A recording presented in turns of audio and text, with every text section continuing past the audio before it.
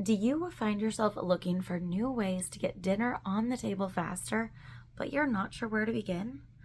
Well, I have got you covered because that's exactly what we are going to talk about in this video. My name is Tiffany, and I am so excited you're here. I help busy millennials who feel overwhelmed in the kitchen learn new skills to inspire creativity with quick, healthy recipes and beverage pairings. Check out my link in the description below. Follow me on social media for daily tips, tricks, recipes, and inspiration. And while you're there, hit that subscribe button because I'm dropping videos like this every week, and I would hate for you to miss out on the next tip or trick right here inside my tasting room. In this video, we are going to cover 4 tips to help you get ahead on prep and get food on the table faster. But that's not all. I also have a super simple strategy to help you create the perfect beverage pairing experience to elevate your next meal. So be sure to stick around until the end. Let's get started. So the first way that you can get ahead on prep and get that dinner on the table faster is to plan your week. Now, what works best is to set aside the same time, same day, every week to plan out your meals. Now, for me, this usually happens on Tuesday, but this is going to look different for everyone based on what your normal weekly schedule is and what days you can sit down with your significant other, family members, or with yourself for those that are cooking for one. But by doing this on the same time, same day, every week, it creates a habit and becomes a permanent part of your normal weekly routine. Now, when it comes to planning, I recommend planning 3 to 4 meals every week. Notice I said not all 7. You won't want to only plan for about half of those, so that way you have time to repurpose leftovers, or for those random nights when life just takes over and happens and you don't have time to cook, or you have to hit the drive-thru because life happens. We all live busy lives. Also, by planning those 3 to 4 meals, you get to repurpose those leftovers and save yourself time, money, and energy in your kitchen. So some helpful ways to plan out those 3 to 4 meals. One of my favorites is using theme days. Now, the theme days that we use most often across the month are Meatless Monday, Taste Buds Tuesday, Travel Thursday, Stir Friday, Slow Cooker Saturday, and Super Sunday. Now, these all happen randomly throughout the month, sometimes seasonally, because soup isn't always the greatest when it is 100 degrees outside in the middle of summer. That's where slow cookers usually come in. But it's fun to have those theme days because it gets new creativity in the kitchen. Plus, it helps you come up with that meal plan faster. Now, another way is to incorporate those family favorites. And this is especially important for those of you with picky eaters. When they have a recipe on the meal plan that they already know and love, those picky eaters are more likely to try something new, such as a recipe that you come up with theme days, or leading into that third option is through Taste Buds.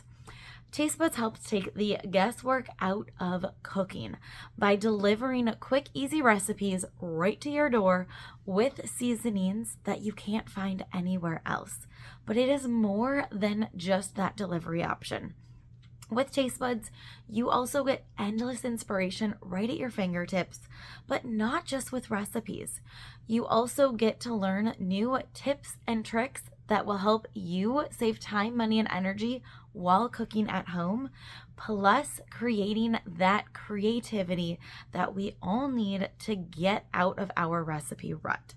So if you are ready to elevate your taste buds, definitely check out the link in the description below to see what it is all about and learn about those insider perks that you can get exclusive access to. Now, before we jump into the second way that you can get dinner on the table faster, I want to ask you a question and hear from you. What is your current biggest struggle when it comes to meal planning and meal prepping in your kitchen? Drop it in the comments below. I look forward to reading these and learning how I can best support you while we learn and grow together.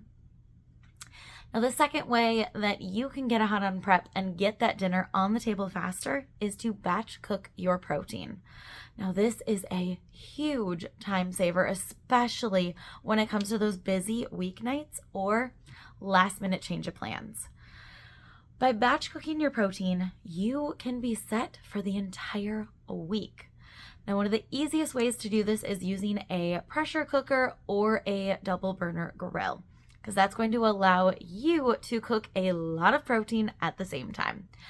Now, when doing this with chicken breasts, a fun way is to use a blank canvas.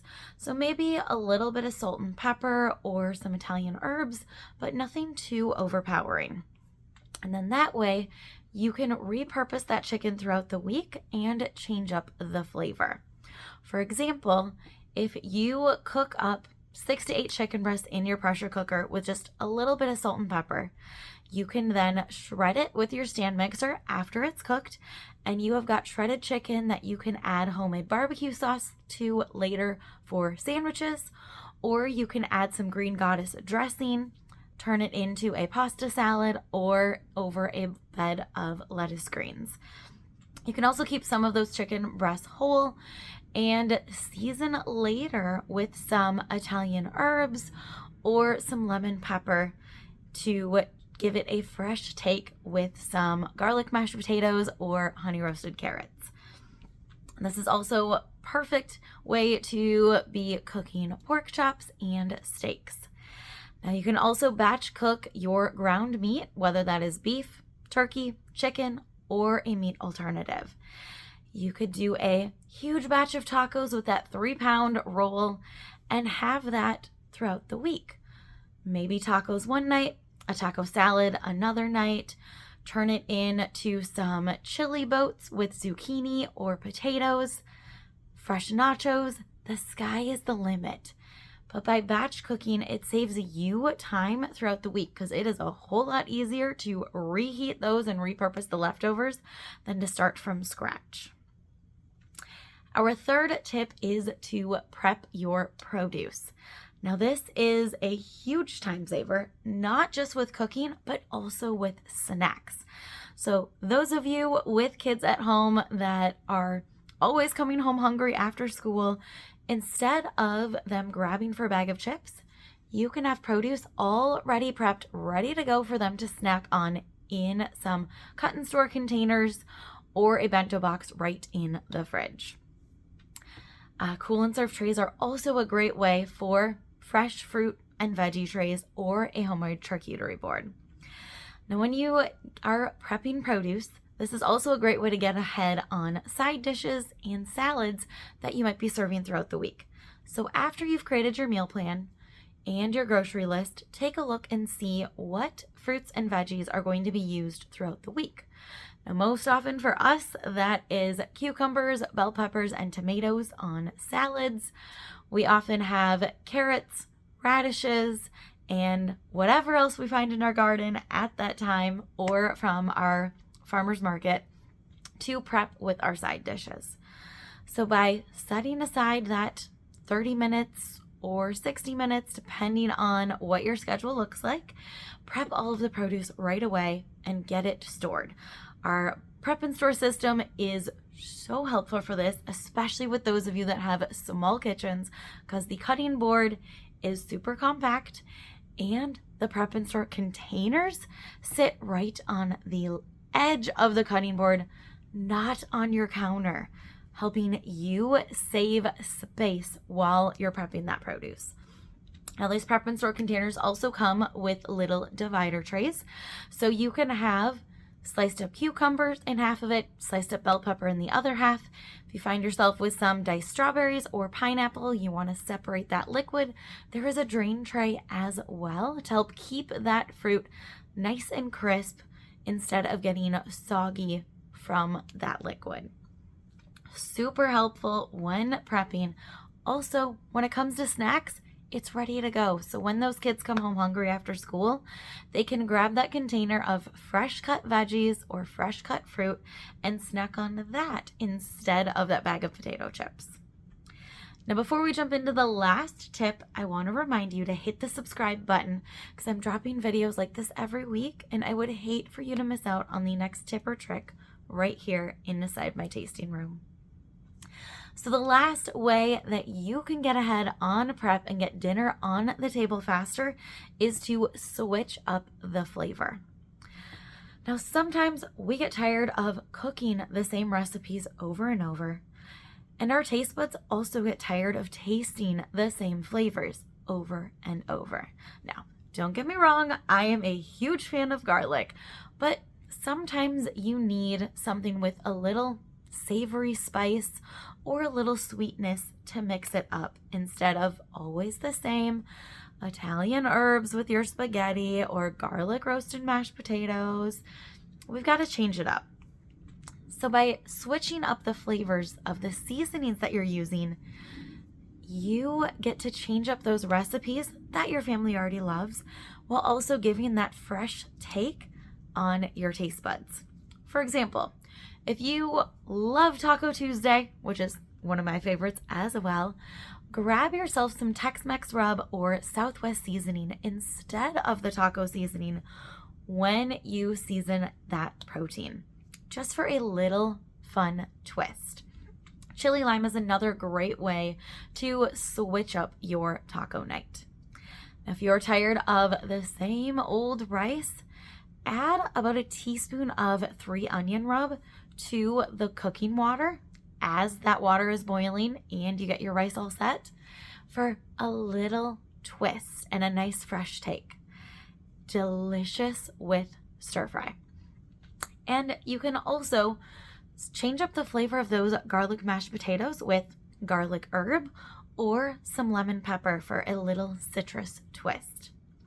Another one of my favorites is rosemary herb on roasted carrots and other root vegetables.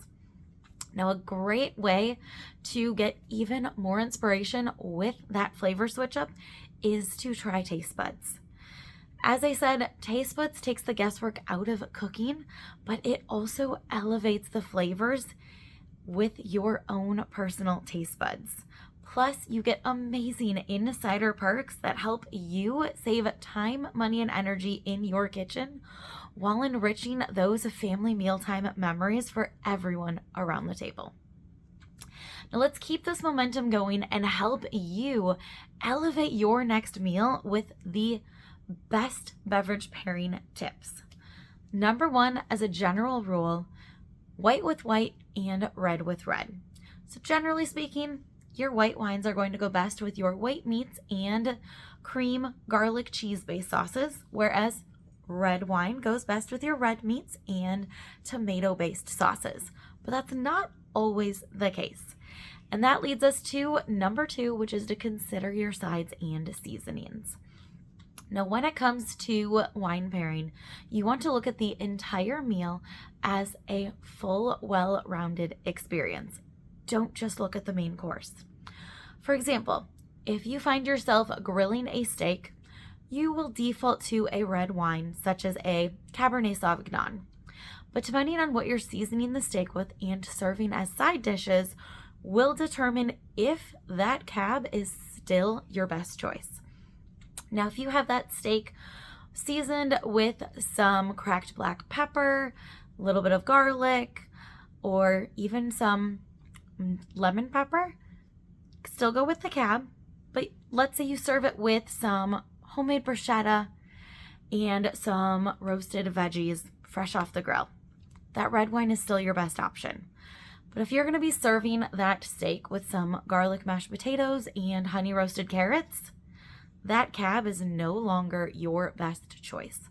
Instead, you'll want to go with a crisp white wine, such as a Riesling or even a Pinot Noir, to bring all of those flavors together, especially the sweetness of the honey roasted carrots. And number 3 is that sweet likes heat. Now, this is important for those of you that love your spicy cuisine. A sweet wine is going to cut back on the spice level. So even those of you that don't like a lot of spice, the sweet wine is going to cut it back and make it bearable and delicious. Trust me, I used to be a classic Minnesota heat girl who thought that Chipotle was spicy, like a Chipotle mayo or ketchup. And now that doesn't have any spice. So with the right wine, you can do that too. But for those of you that do enjoy the spice and want to accent, pour yourself a dry wine, and it is going to accent the spice to a whole new level and open up those sinuses for you. Just know that I warned you. So the sweet is definitely going to be the better option.